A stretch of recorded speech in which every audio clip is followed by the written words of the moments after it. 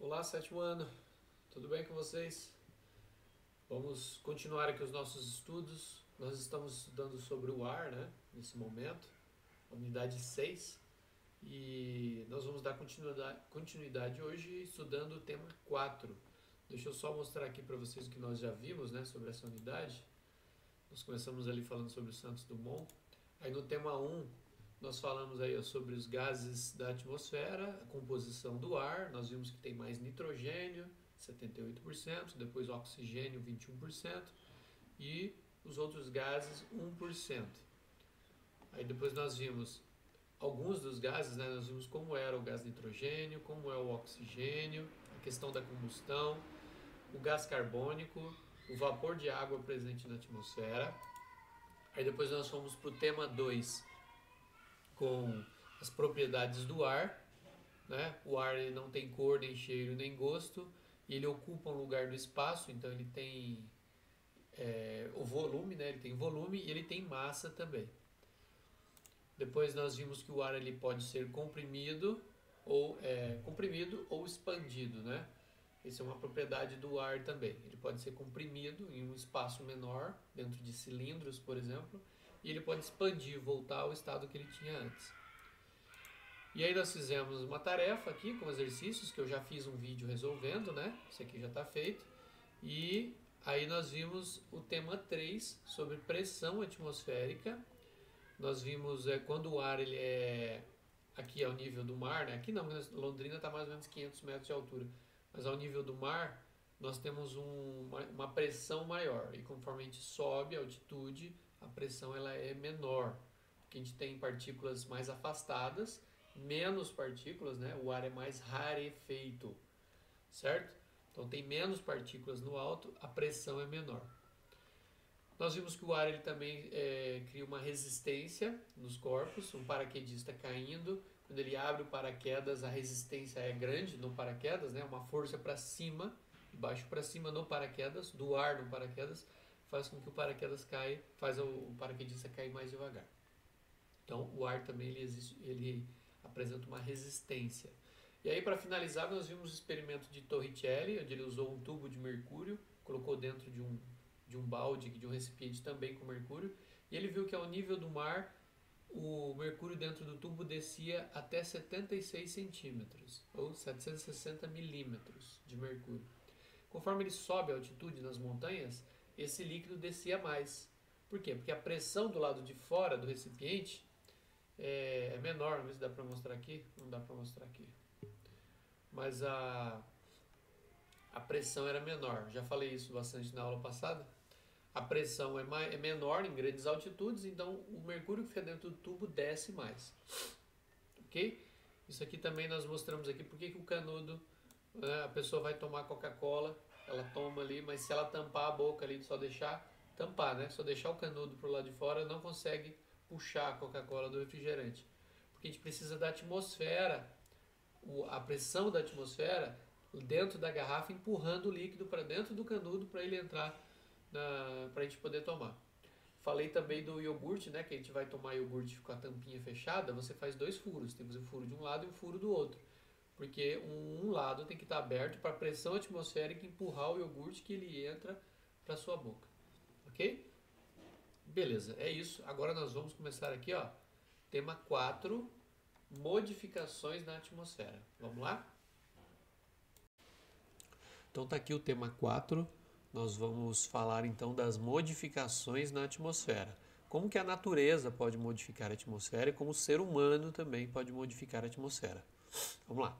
A composição da atmosfera, ou seja, o que contém nela, pode ser alterada por fenômenos naturais, como a erupção de vulcões. Olha aí, os vulcões podem alterar a composição da atmosfera, que lança no ar uma grande quantidade de partículas e gases. Né? Então os vulcões eles podem alterar bastante a atmosfera do planeta e de alguns lugares especificamente. Algumas atividades humanas também provocam modificações atmosféricas. Por exemplo, a queima de combustíveis fósseis, como gasolina, óleo diesel, né, o gás natural, as queimadas e a derrubada de florestas, a poluição causada pelas indústrias, que emitem gases e material particulado, entre outras. Então, todas essas ações são ações que podem, feitas pelo homem, né, que podem alterar a composição da atmosfera. Vamos lembrar aqui de novo, ó, queima de combustíveis fósseis, queimadas e derrubadas de florestas, poluição causadas por indústrias. Ok? Seguindo aqui diz assim, ó, deixa eu aumentar mais aqui.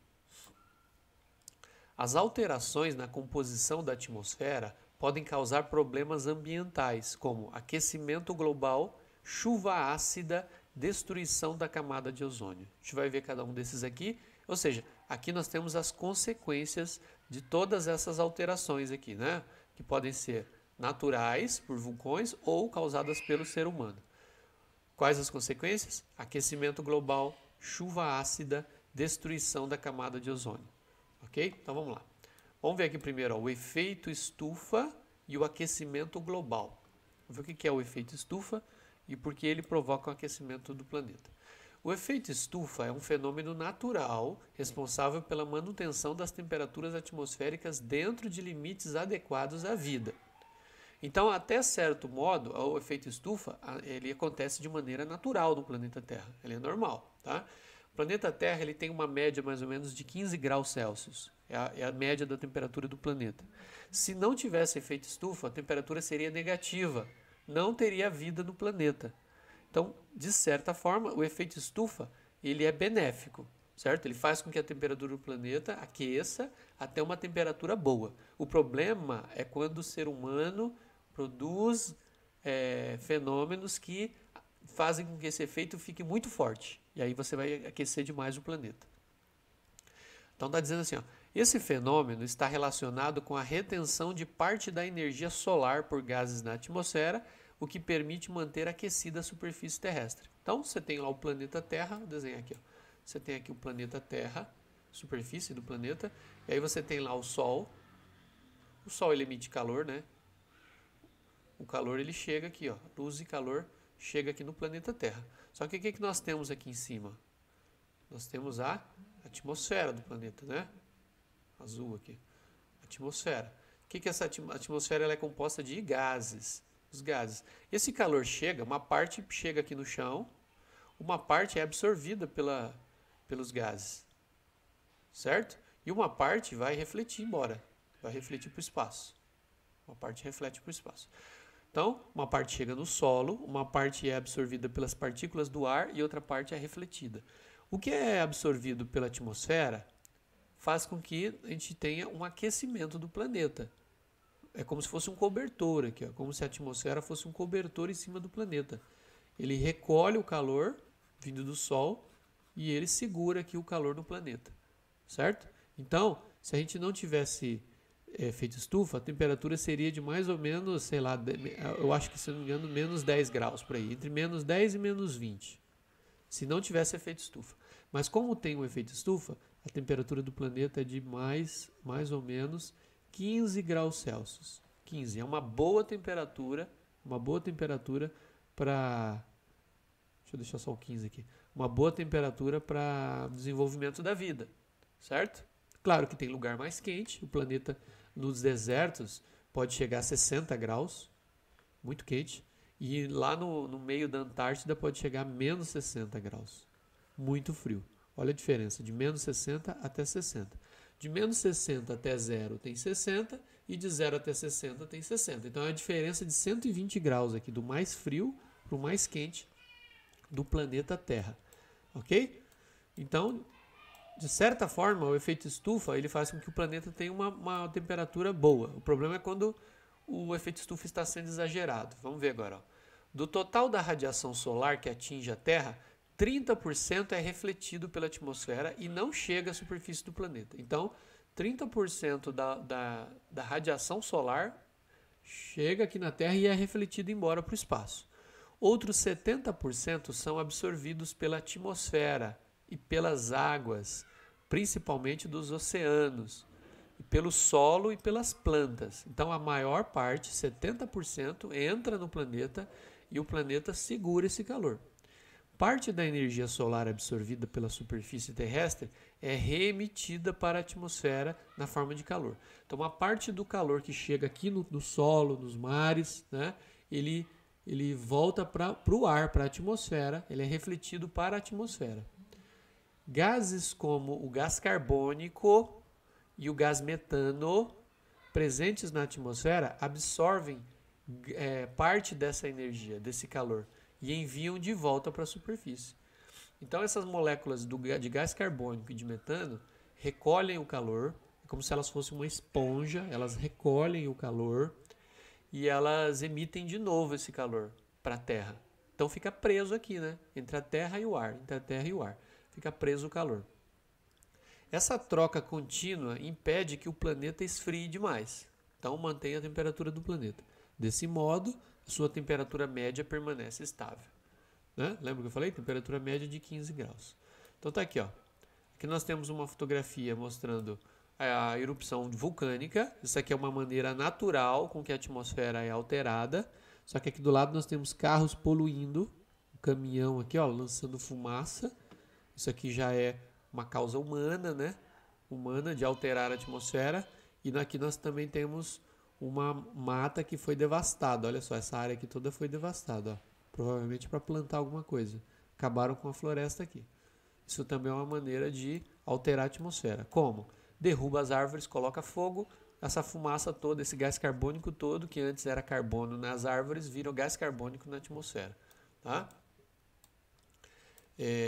Esse vulcão aqui da foto é das Filipinas, uma foto de 2018. Essa caminhão poluindo aqui é em Mairiporã, São Paulo. E aquele desmatamento ali em Apiacás, Mato Grosso, 2015. Beleza? Ok, vamos para a próxima página. Antes de ir para a próxima página, nós temos aqui, ó, duas coisas para ler aqui, ó. Isso aqui, ó.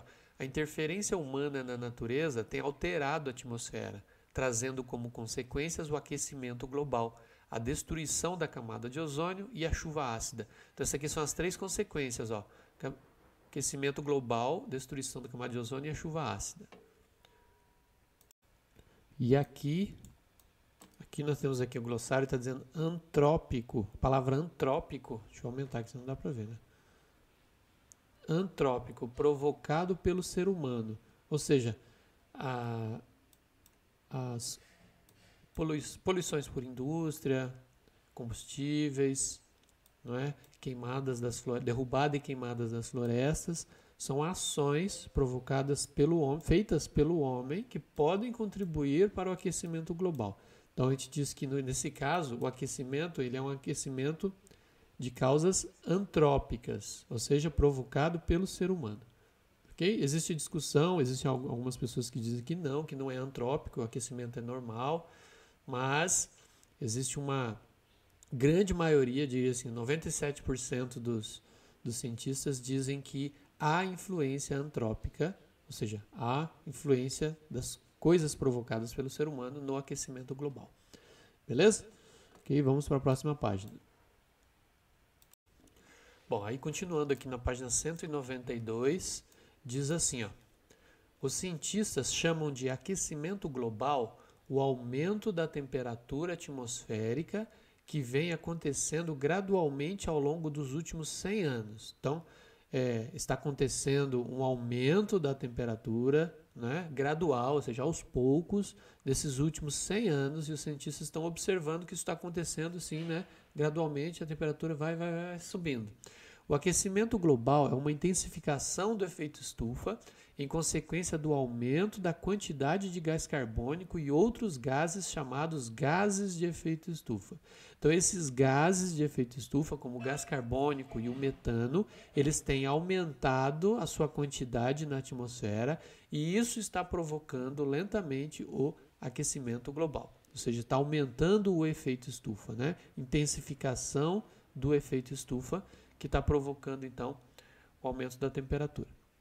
Então, pela ordem, o ser humano está ajudando a emitir mais gases de efeito estufa na atmosfera, ou seja, isso está intensificando o efeito estufa, já que são gases que seguram o calor. Isso provoca um aumento na na temperatura, né? E isso nós chamamos de aquecimento global.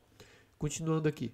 A maior parte da comunidade científica acredita que os seres humanos são responsáveis, em certa medida, pelo aquecimento global, pois diversas atividades humanas liberam grandes quantidades de gases de efeito estufa para a atmosfera. Ou seja, as atividades nossas humanas, queima de combustível, queima das florestas, nós emitimos esses gases na atmosfera, alterando a sua composição, a composição da atmosfera, e aumentando a retenção do calor. Ok? Beleza? Então a gente aumenta a quantidade de gás carbônico, metano e outros gases na atmosfera devido à atividade humana, das indústrias, das fábricas e das plantações, que a gente derruba a floresta para plantar outra coisa. E aí a gente aumenta a quantidade de gás carbônico na atmosfera e isso está aumentando a temperatura do planeta. Aqui embaixo nós temos um esquema, vamos ver isso aqui. Olha aqui, ó. Aqui nós temos o Sol em cima e está mostrando o seguinte, ó. Uma parte da radiação que chega no planeta, ela chega e já vai embora para o espaço. Ela é refletida. O planeta mesmo já reflete essa radiação para o espaço, tá? Tá dizendo aqui, ó. Parte da radiação solar que chega à Terra não é absorvida, ela é refletida. Então ela já volta para o espaço. Aí número 2 está aqui embaixo, ó. 70% da energia solar atinge a superfície terrestre e é absorvida pelo solo, pelos rios, oceanos e pelas plantas. Então a maior parte do calor aqui do Sol chega no solo, né? Atravessa aqui a atmosfera e chega no solo. No solo, nos rios, né? E aí, número 3 está aqui em cima. Uma parte dessa energia volta para a atmosfera. Outra parte é refletida de volta para a superfície terrestre, mantendo a temperatura média do planeta. Então, olha aqui, ó, uma parte vai para a atmosfera, uma parte vai embora, né? Vai embora para o espaço, outra parte volta para a Terra. O próprio ar aqui, a atmosfera, faz isso. Uma parte ela emite para fora, outra parte ela devolve para a própria Terra. E aí nós temos aqui, ó, o desmatamento e a construção de grandes centros urbanos, as grandes cidades, né? Com indústrias e meios de transportes que queimam combustíveis fósseis, gasolina, diesel, aumentam a concentração de gases do efeito estufa na atmosfera. Mais energia é retida na superfície do planeta, causando o aquecimento global. Então, olha aqui, ó, uma cidade aqui embaixo, né? Aqui a gente vai emitir mais gás carbônico na atmosfera, vai encher a atmosfera de gás carbônico, de metano, de outros gases. E aí, esses gases eles seguram mais calor do que o normal, do que as outras moléculas, seguram muito calor. E aí, o planeta inteiro aquece. Ainda diz aqui, ó, o gás metano, um dos principais gases do efeito estufa, é emitido para a atmosfera pela decomposição dos resíduos de aterros sanitários e lixões. Então, o lixão vai se decompondo, vai emitindo metano. Decomposição da matéria orgânica submersa em represas de hidrelétricas pelas criações de animais. Tá? Até quando a gente faz uma hidrelétrica, a gente faz uma barragem, né? Faz uma barragem e fica aquela água, fica um lago enorme. Aquilo ali soterra floresta que tinha ali, aquele material vai se decompondo e vai gerando metano. Tá? Os lixões, né, como eu falei, também vão emitindo metano, e o metano ele é conhecido como o gás dos pântanos. Tá? E ele tem um cheiro forte e ele queima, ele pega fogo. Até em alguns lixões tem um cano que desce lá, vem lá do fundo do lixão, um cano, e na ponta do cano tem um fogo ali saindo. Eles põem um fogo, acende um isqueiro ali na boca do cano e aquilo ali vai queimando. Porque o que está saindo de dentro desse cano? É metano, tá bom? E eles queimam para que o metano vire gás carbônico, que é um pouquinho menos gás estufa do que o metano. Beleza? Ok, vamos para a próxima página. Aí diz assim, a continuação aqui, ó. Algumas consequências do aquecimento global já foram observadas pelos cientistas, como elevação do nível médio dos oceanos, ou seja, os oceanos estão subindo. Por quê? As geleiras vão derretendo, né? E também tem a dilatação da água devido ao calor. E uma incidência maior de eventos climáticos extremos, como verões muito quentes ou invernos muito frios. Ou seja, você tem um aumento nos eventos climáticos extremos. Você vai ter, além de muito calor em alguns lugares, muito frio em outros lugares, você vai ter aumento de furacões, aumentos de tornados, ok? Aumentos de ciclones, e esses são chamados eventos climáticos extremos. Aqui nós temos, ó, duas imagens do mesmo lugar. A primeira imagem foi tirada, isso aqui é lá na geleira Coricalis, no Peru, em 1978. Essa aqui, ó, de 1978. Olha como tem bastante gelo, né? Tá congelado aqui, tá tudo congelado lá. E essa outra foto aqui é de 2011, essa aqui, ó. Essa aqui é de 2011. Olha como já não tem mais a mesma camada de gelo. Já derreteu bastante, aqui ficou um lago no fundo. O que era puro gelo aqui, ó, era uma camada de gelo, já não tem mais, né? Isso aqui já é uma consequência do aquecimento do médio do planeta e então o gelo já está desaparecendo. Tudo bem? Olha aqui, ó, diz assim, ó.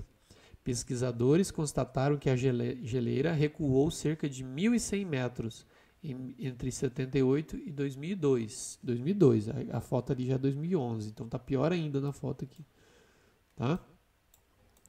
Aí diz assim, ó, a queima de combustíveis como carvão, lenha, gás natural, álcool, gasolina produz gás carbônico. Então, tudo que o ser humano queima vira gás carbônico. Dependendo de sua origem, o combustível pode ter maior efeito sobre o aquecimento global. Então, ou seja, as nossas emissões da queima das coisas, inclusive florestas, está aumentando a quantidade de gás carbônico na atmosfera.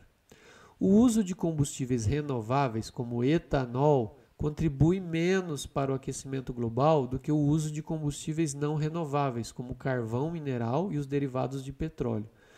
O etanol ele é produzido da cana-de-açúcar. A cana-de-açúcar você tira, produz o álcool, mas você vai lá e planta mais.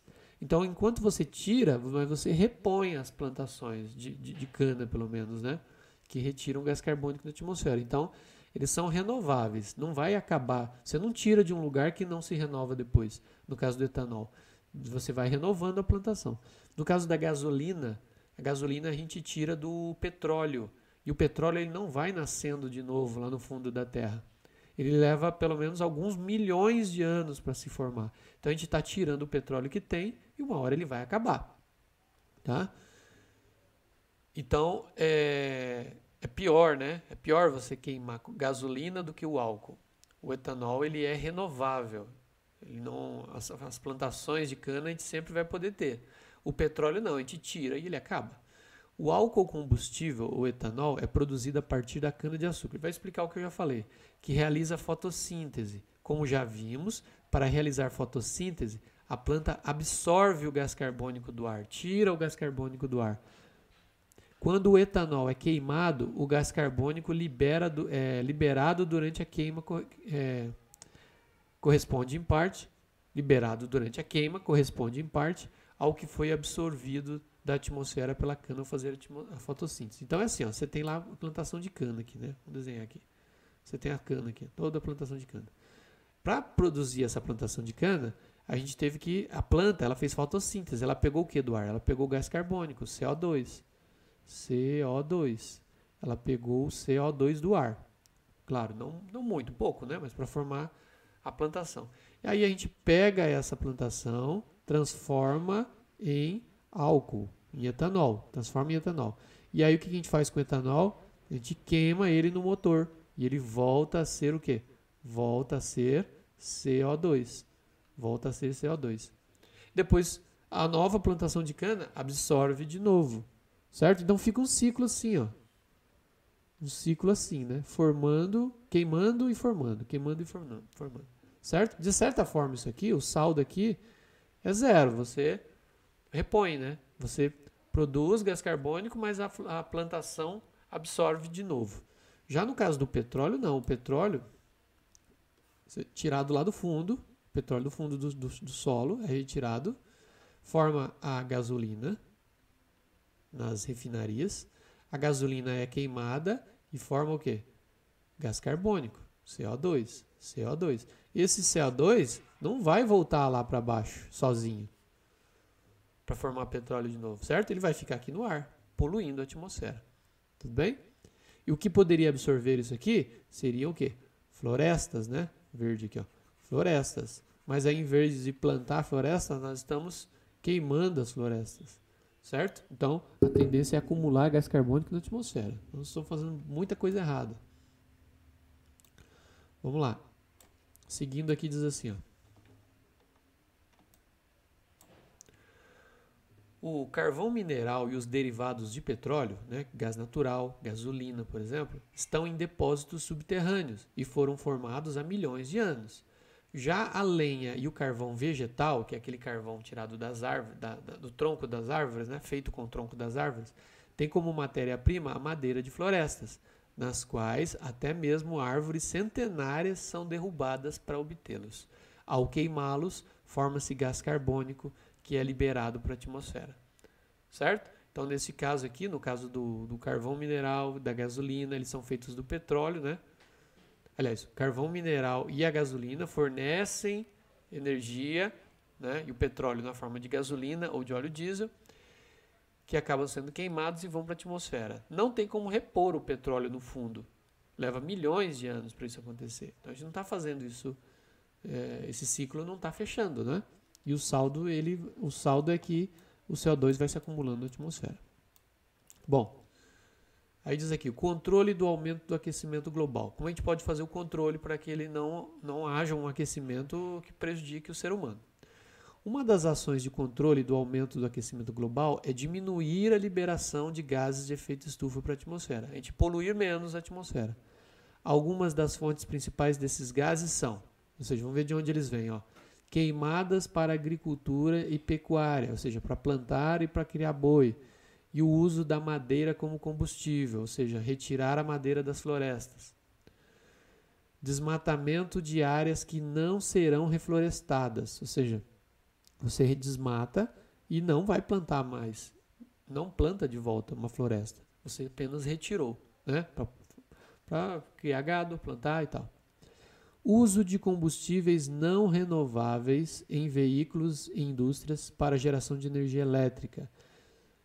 Existem as termoelétricas, elas queimam carvão para poder produzir energia elétrica. Quando você queima o carvão, ou então queima combustível, queima óleo diesel, né? Pode ser o óleo diesel também, você polui a atmosfera, certo? Então nós temos que trocar esses meios de produção de energia por outros que não poluem tanto. Vamos para a próxima página. Seguindo aqui, diz assim: é necessário ter em mente que a queima de um combustível tem como objetivo obter energia. Então, a diminuição do consumo de energia também é necessária para controlar o aquecimento global.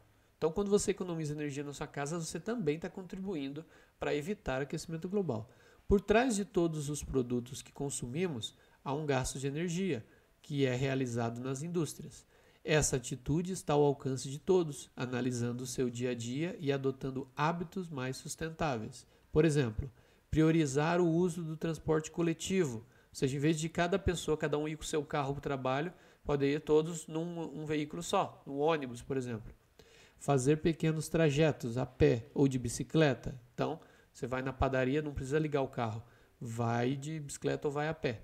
Até quando você liga o carro e ele não aquece o suficiente até chegar na padaria, ele polui muito. Tá? Ele só começa a poluir menos quando ele está bem aquecido, o carro. Aí você liga o carro, vai ali, anda 2 quadras, compra o pão, liga de novo e volta. O carro nem aqueceu, ele polui muito nesse trajeto. Usar sacolas reaproveitáveis, né? Aquelas que você pode usar mais de uma vez.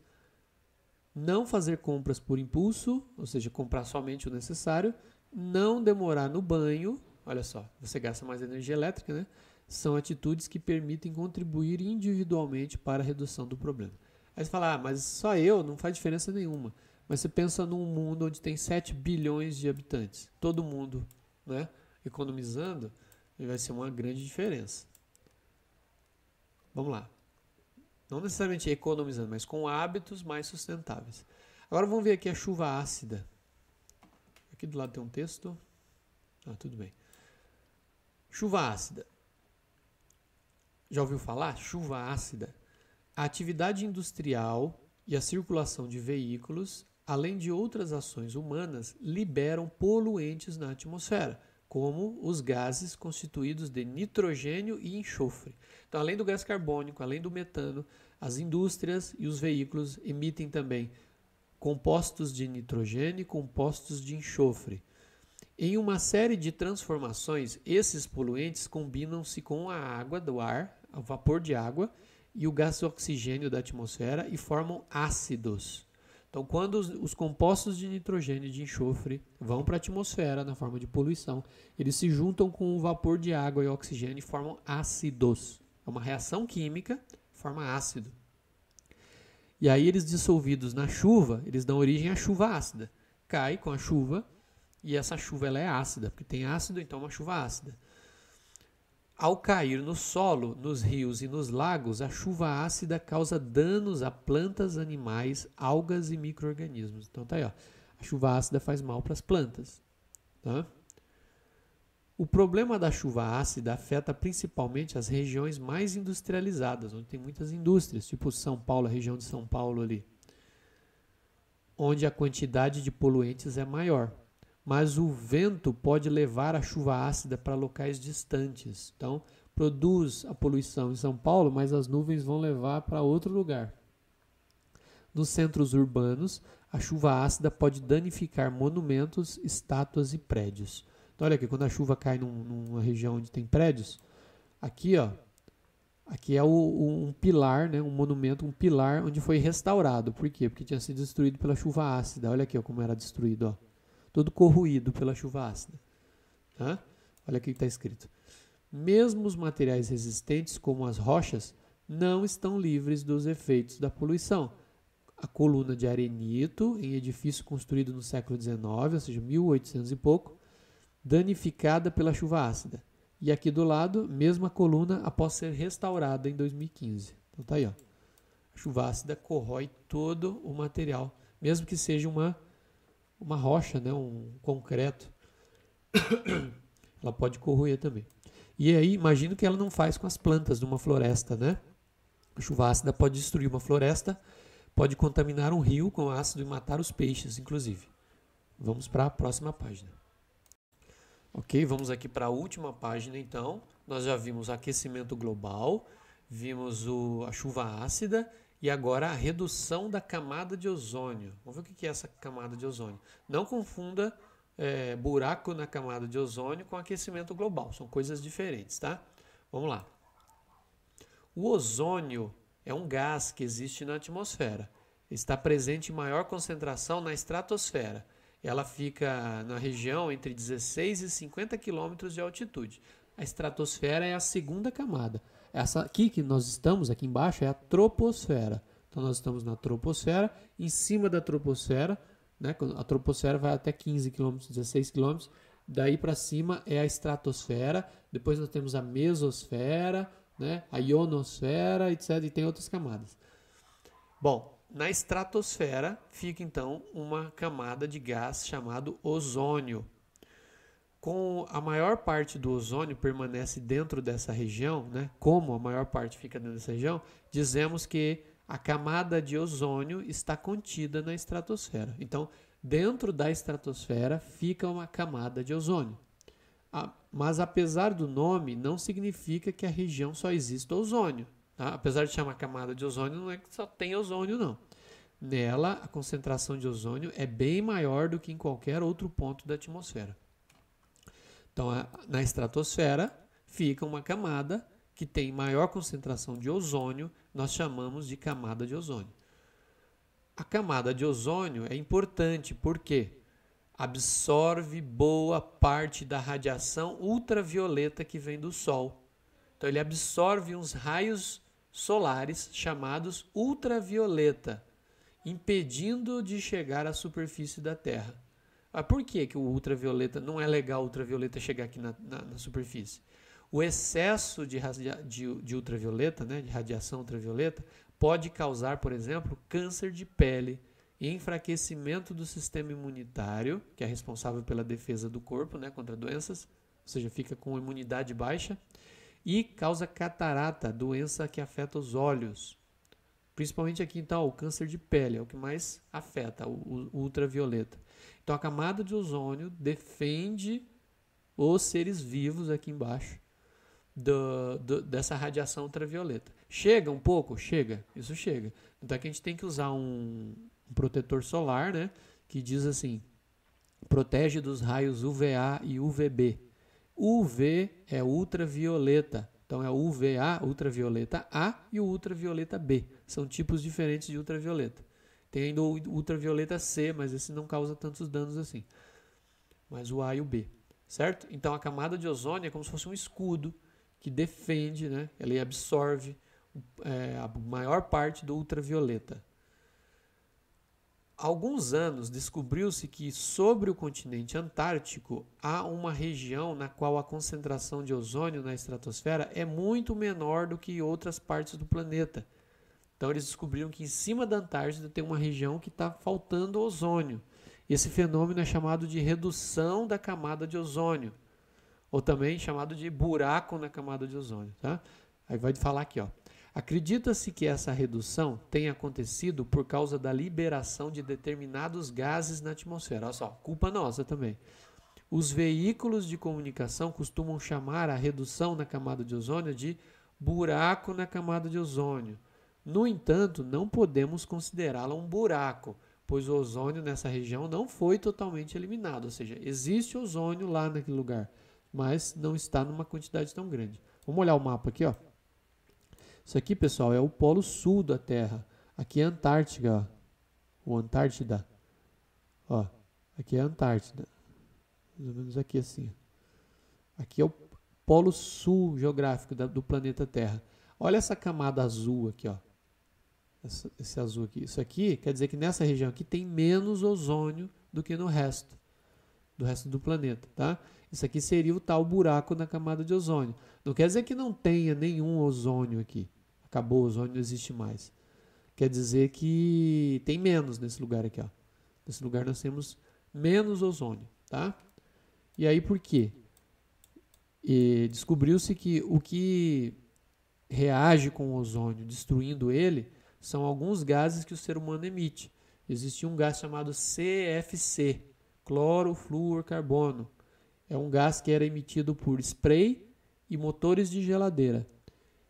Quando se descobriu que era esse gás que afetava o ozônio, da camada de ozônio, ele foi proibido. Tá? Foi proibido fabricar produtos com CFC, com clorofluorcarbono.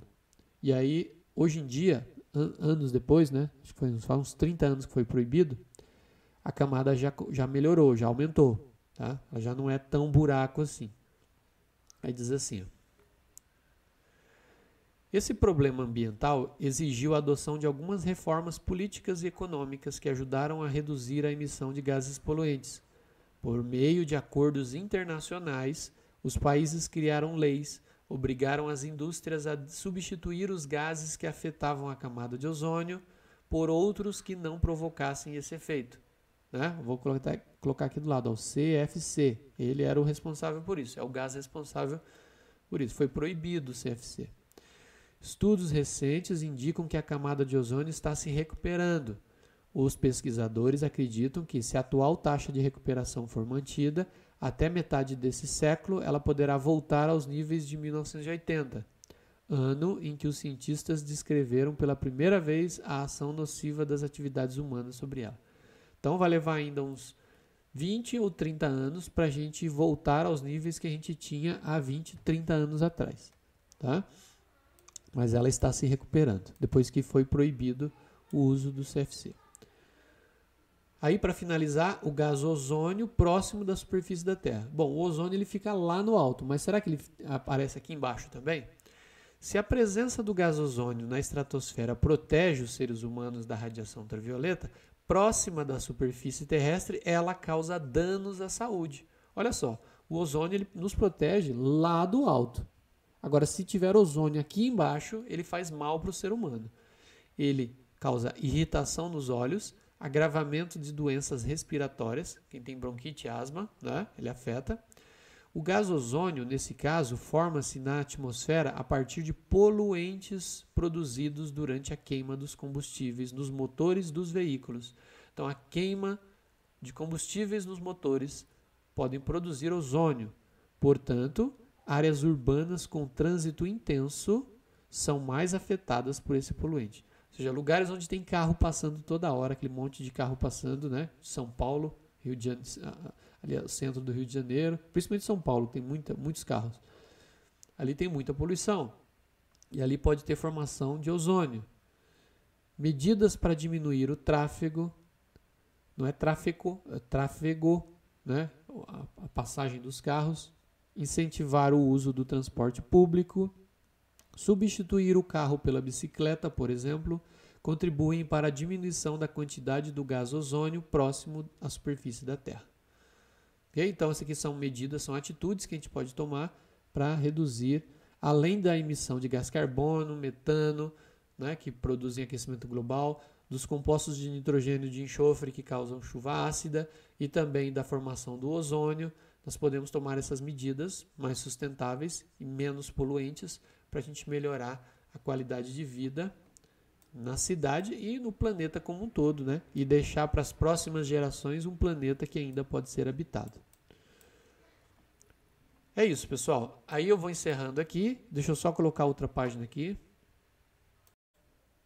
Bom, aqui é a tarefa, né? A página 196. Vocês vão fazer essas atividades aqui, tá bom? Nós temos aqui até o exercício 6, tá? O 7 não precisa fazer.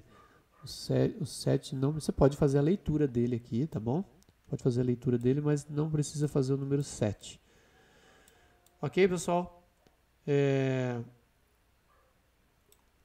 Fica aí, então, você faz no seu caderno, não precisa copiar o exercício, só a resposta. E aí, na semana que vem, vou fazer um vídeo respondendo aqui, discutindo com vocês, se vocês acertaram ou não. E vou lançar já a segunda avaliação, né? A segunda prova do trimestre. Ela vai abranger toda essa unidade. Essa unidade é a número... Perdi aqui agora, acho que é a unidade 6. Deixa eu ver aqui. Unidade 6 sobre o ar, ok? Vai ter uma prova só sobre essa unidade. É isso, pessoal. Agradeço a paciência de vocês. Espero que vocês tenham feito aí as anotações. Isso vai ajudar vocês na hora de fazer a prova, né? Façam as atividades. E nos vemos na próxima semana. Valeu, um abraço. Tchau, tchau.